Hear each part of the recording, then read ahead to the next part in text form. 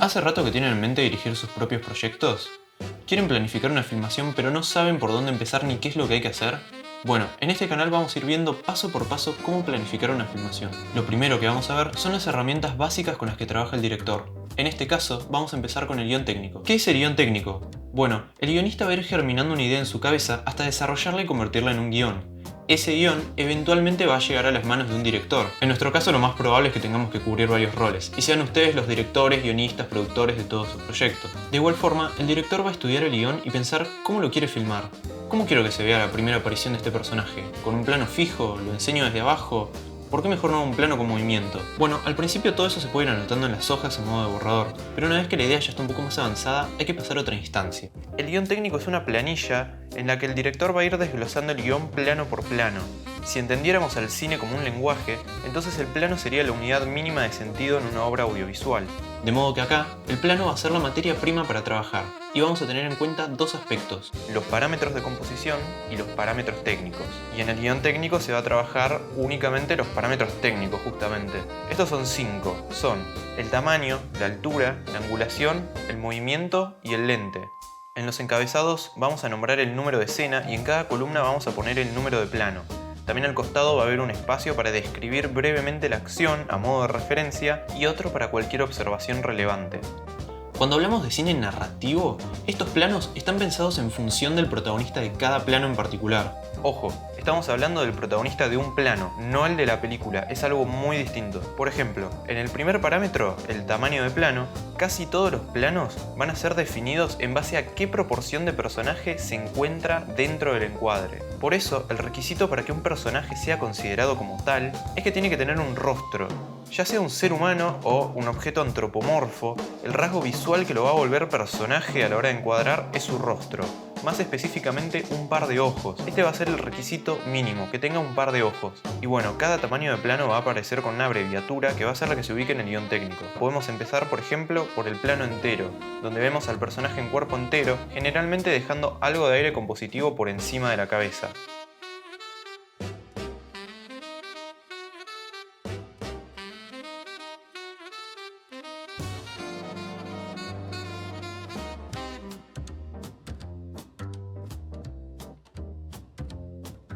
Existe también el llamado plano conjunto, que contiene a 2 o 3 personajes en cuerpo entero sin que llegue a ser un tamaño de plano donde predomine el espacio.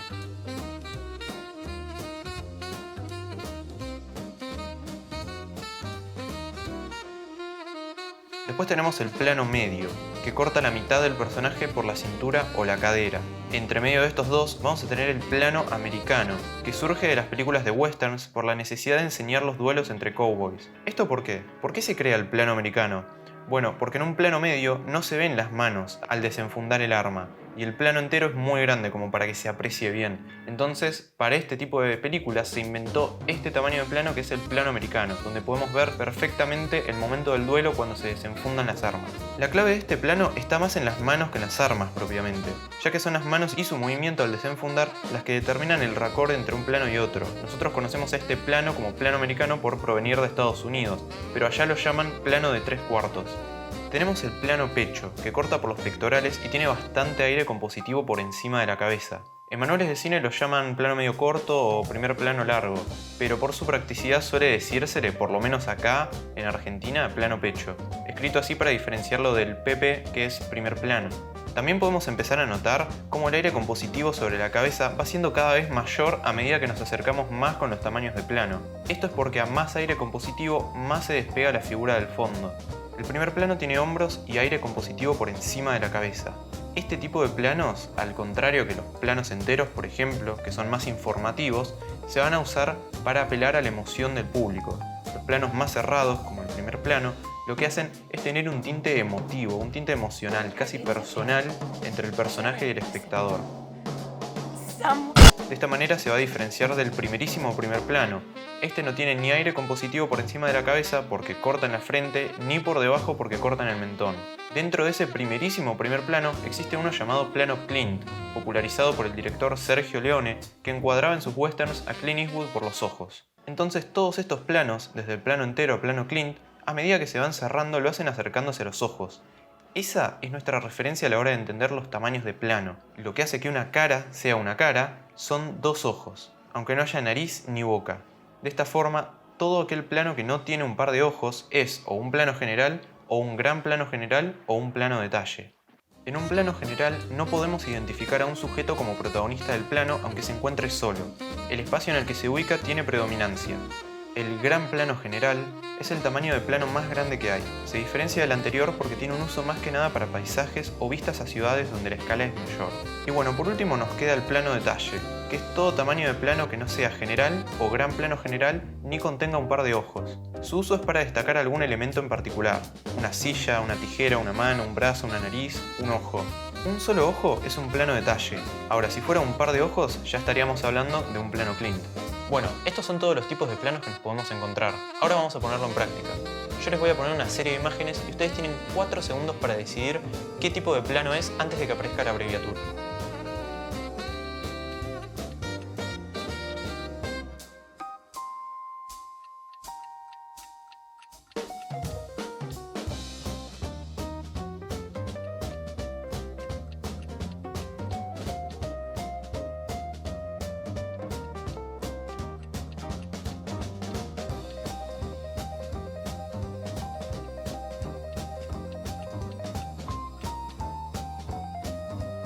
Bueno, ¿qué tenemos acá? Pareciera fácil, pero ¿se puede diferenciar si se trata de un plano entero o un plano general? Porque si vemos, capaz se puede pensar en uno u otro, pero no está muy claro. Cuando queremos analizar un plano y queremos saber qué tamaño tiene, esto pensando siempre en lo que es cine narrativo, ¿no? Bueno, tenemos que tener en cuenta que cada plano tiene que estar pensado para contarnos algo, que cada plano busca influir estéticamente en la narración. De esta forma, la mayoría de las veces es simple y claro determinar qué tamaño de plano estamos viendo, pero hay otras veces donde determinar si un plano es general o es un plano entero, por ejemplo, puede hacerse muy difícil, y acá es donde hay que apelar a la intención de la composición. Si tenemos a 5 personajes agrupados en un plano y no podemos determinar si uno u otro predomina sobre el resto, bueno, entonces a lo mejor nos encontramos frente a un plano general. Pero si ese mismo encuadre ahora tiene a uno de esos personajes más cercano, con iluminación que lo resalta, y los de atrás se encuentran levemente desenfocados, bueno, acá la intención cambia, y ya podemos estar hablando de un plano americano, por ejemplo. Por eso, lo que esto nos dice es que no se trata de una fórmula matemática. No es tan estricto saber qué tamaño de plano se está viendo todo el tiempo.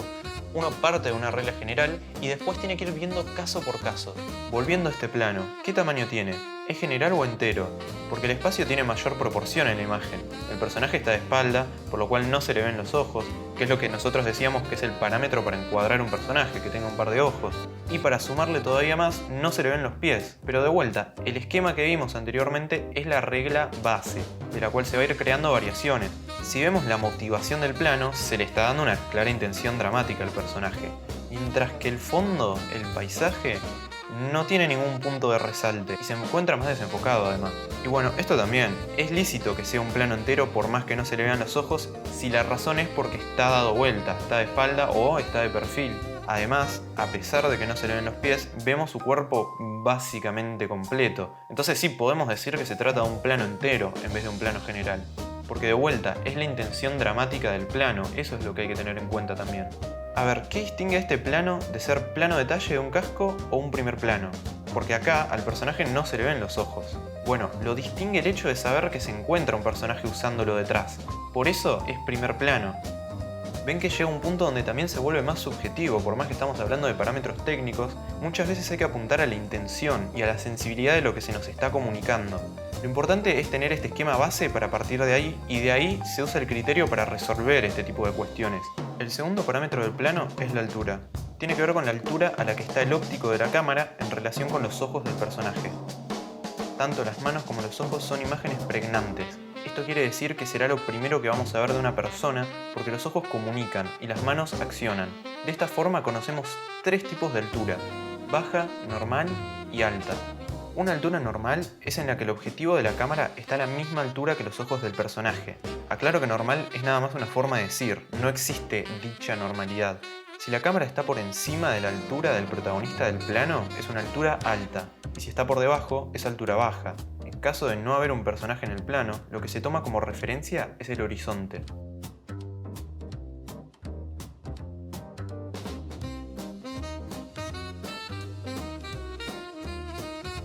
Podemos tener, por ejemplo, el plano de una persona parada, y después podemos tener otro plano diferente con una persona sentada. Pero si la cámara está a la altura de sus ojos en ambos casos, se va a tratar de altura normal, no importa si están parados o sentados.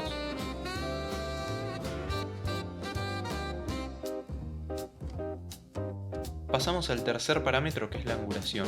Existen 5 tipos de angulaciones: normal, picado, contrapicado, supina o nadir y cenital. Se trata de la relación del ángulo con el visor. Si se encuentra a 90 grados del piso, es normal, que es como todos estamos del piso. Los personajes siempre suelen tener los ojos a 90 grados del piso. Picado es cuando la cámara está entre los 91 grados y los 180 grados del piso.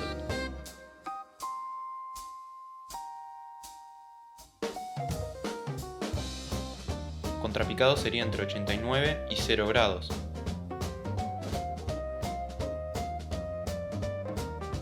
Después tenemos la supina y la cenital.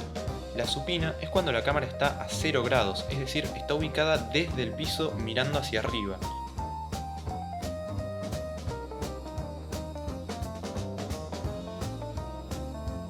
Y la cenital sería al revés, cuando está a 180 grados, ubicada la cámara desde el cielo mirando hacia abajo. Cenit quiere decir cielo y tiene que ver con la mirada de Dios, el punto de vista de Dios. De esta forma, todo lo que apunta hacia abajo y no sea cenital es picado. Todo lo que apunta hacia arriba y no sea supino es contrapicado. Del ras del suelo apuntando hacia el cielo es supino, y del cielo apuntando recto hacia el suelo es cenital, y la normal está siempre a 90 grados. Después existe también el plano holandés o plano encorzado, que se llama así cuando el plano está inclinado entre 25 y 45 grados respecto del horizonte, no del piso, del horizonte.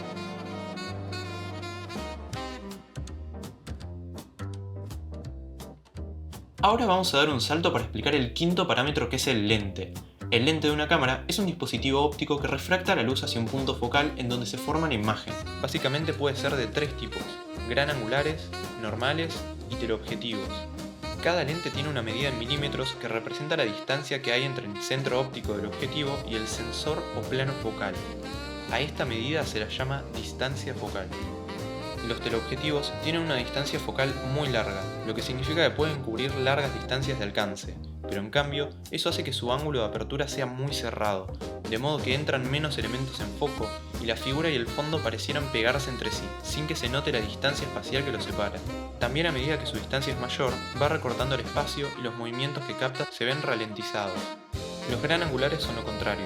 Al tener una distancia focal muy corta, no cubren largas distancias de alcance, pero en cambio su ángulo de apertura es mayor, permitiendo poner más elementos en foco y haciendo notar las distancias de estos elementos entre sí. Esto ocurre a la vez que genera más deformación en los bordes por su ángulo de apertura y da una sensación de percepción global. Acá entra en juego un concepto que es la profundidad de campo, que los angulares tienen mayor profundidad de campo que los teleobjetivos. Después tenemos los lentes normales, que son un punto intermedio entre estos dos, y se les llama de esta manera porque son los que nos dan una imagen más parecida a como ve el ojo humano. Después también tenemos los ojos de pez entre 12 y 9 milímetros, que captan unos 180 grados y generan una notoria deformación en la imagen al tener mucho ángulo de apertura, pero bueno, son los primeros 3 ya mencionados los que son los más comunes.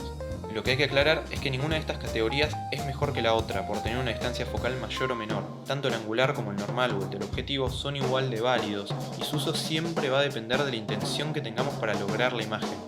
El director, en este caso, va a optar por uno o por otro dependiendo de lo que quiera narrar.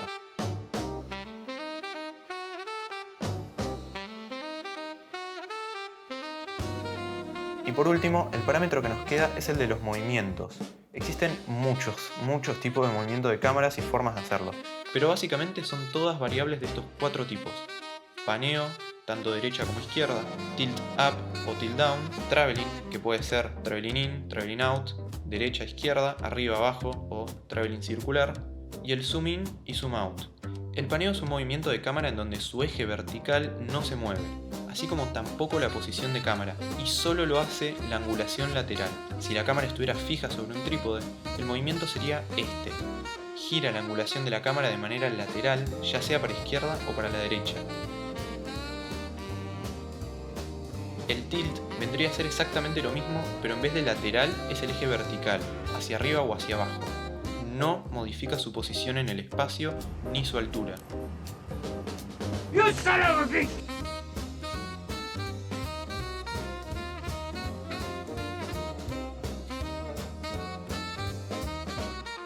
El traveling es cuando la cámara, sin modificar su angulación ni para arriba ni para abajo ni para los costados, realiza un movimiento rectilíneo hacia adelante, hacia atrás, arriba, abajo o de forma circular en 180 grados o menos. Esto lo hace sin modificar su angulación y ahora sí desplazándose en el espacio. Lo que se mantiene fijo es el eje de la cámara, o sea, vemos que es lo opuesto a lo que sería el tilt y el paneo. El zoom es un movimiento óptico del lente de la cámara. No es que se mueve la cámara propiamente, lo que hace es modificar la distancia focal del lente. Puede ser zoom in hacia adelante, aumentando la distancia focal, o zoom out hacia atrás, disminuyendo la distancia focal. Esto no se puede hacer con lentes fijos porque tienen una única distancia focal. Tiene que ser sí o sí con lentes variables, los zoom. En los estándares más comerciales, un lente fijo suele ser de mayor calidad que los variables. Por eso nuestra decisión entre adquirir uno o el otro siempre va a depender de lo que queramos hacer. Si por ejemplo queremos hacer zoom, vamos a necesitar sí o sí de un lente variable, por lo que la imagen se vuelve más angular, como un 35 mm. Y si hacemos zoom in, estamos llegando a una distancia mayor, por lo que estamos pasando de un lente normal a un teleobjetivo de 85 mm, por ejemplo. Uno podría pensar que se puede usar el traveling y el zoom indistintamente para acercarnos y alejarnos en la imagen, pero no, porque los resultados de uno y otro son muy distintos. Al hacer el traveling, los elementos que están en el encuadre no van a modificar su relación entre sí, solamente cambia cuánto se recorta del espacio. Pero con el zoom, los elementos sí modifican su relación entre sí. Por ejemplo, si hacemos zoom in a una imagen, a medida que alcanza mayor distancia, la figura y el fondo se van a pegar más entre sí. La figura se achata y el fondo se desenfoca. El zoom va a ir achicando o agrandando el ángulo de visión de la cámara. Existen miles de formas de hacer movimiento de cámara en todas direcciones, pero básicamente es uno o la mezcla de estos 4 movimientos ya nombrados. Ahora, todos estos parámetros que acabamos de nombrar afectan en cuánto entra el espectador dentro del círculo de acción dramática del personaje. Este círculo de acción dramática puede ser íntimo, personal y social. Si estamos en un plano general de un bar con mucha gente hablando, nos encontramos en un círculo social. Si de ahí pasamos a un plano medio de una persona sentada en la barra y otra se acerca a hablarle, se convierte en un espacio personal. Si después de estar hablando un rato, las dos personas terminan besándose, ahí se vuelve un espacio íntimo.